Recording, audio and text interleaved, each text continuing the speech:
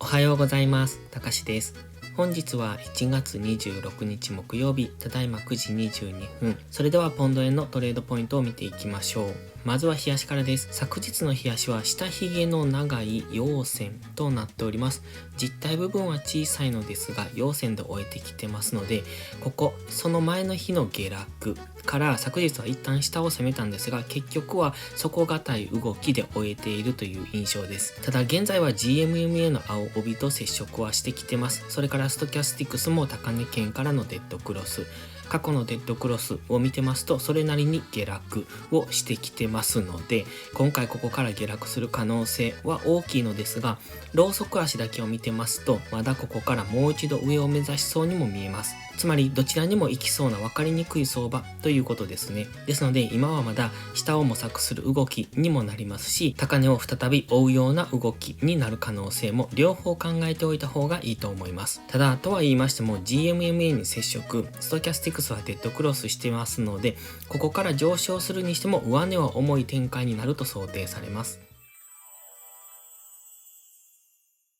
では4時間足です。エリオット波動をイメージしております。そしてこの緑のエリオット波動の現在は3波進行中。そしてその3波の中にフラクタル構造で現在黄色のエリオット波動の3波も進行中と見てますが、ただ直近では少し上値が重くなってきてますので、ここからレンジに入っていく可能性も考えておきたいです。レンジの上限はこの辺ですね、162円ぐらい、下限は緑のボックス、下限の155円のミドルぐらいというところでのレンジの可能性を考えつつ、エリオット波動がまだ進行している可能性も考えて、両方の可能性を考えていくのがいいと思います。4時間足のストキャスティクスは少しずつ高値圏に向かってきてますので、もう少し上昇する可能性もあるんですけれども、昨日の動きを見てますと、やはり一度大きめの陰線で下げて、そこからの戻し方が弱いんですね。その陰線を結果的には戻しきれていないんですよ。この陰線ですね。そこを一旦戻しに行ったんですが、結局陰線の始まった部分っていうのを超えられていませんので、そこを超えてこれれば直近の高値の162円付近を目指して上昇すると思いますが、今は昨日の高値を超えられるかどうかというところで攻防戦が行われている感じですね。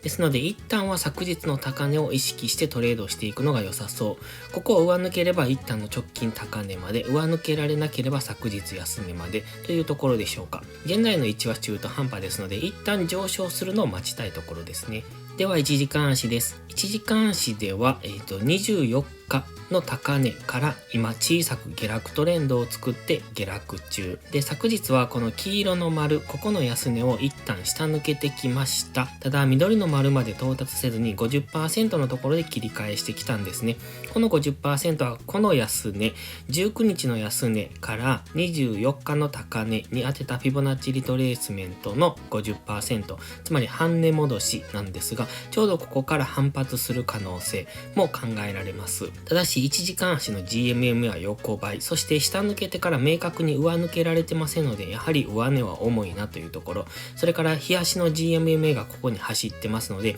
やはり日足の GMMA に抑えられて下落する可能性も考えておきたいです。ただし昨日のこの下落からの反発を見ていても分かるように、比較的強めの反発が入っているんですね。ですので売るのであれば上がったところ、買うのであれば下がったところっていう風にしていかないと、昨日も大きく下落してきましたが、その後強めに反発をしてますので、こういった逆の動きに飲み込まれる可能性もありますので、売っていくのであれば昨日高値ぐらいまで上昇するのを待つ。そして買っていくのであれば昨日安値、もしくはこの緑の丸付近ですね。ここがフィボナッチラインの 61.8%、159.176 になりますので、その辺ぐらいまで引きつけてというところでしょうか。現在では日足では下落に入りそう。そして4時間足では GMMA にサポートされているという、この辺のゾーンっていうのは分かりにくい動きをしますので、明確に4時間足の GMMA を下抜けてから売っていくのがいいと思いますし、買っていくのであれば昨日の高値を超えてから、ただしすぐ上には日足の GMMA がありますので、あまり長く保有するというよりは直近の高値ぐらいまでを目指してそこまでを取っていくという短いトレードがいいと思います。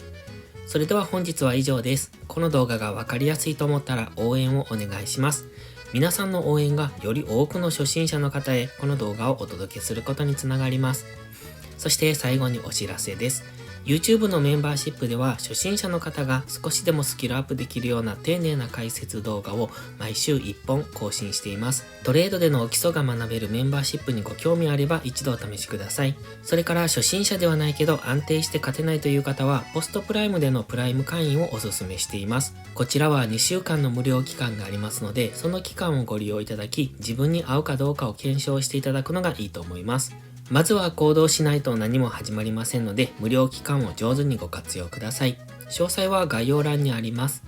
また iPhone や iPad の YouTube アプリにはメンバーシップボタンが表示されない場合がありますので、Safari などのブラウザーから YouTube にログインしてからお申し込みをお願いします。それでは本日も最後までご視聴ありがとうございました。たかしでした。バイバイ。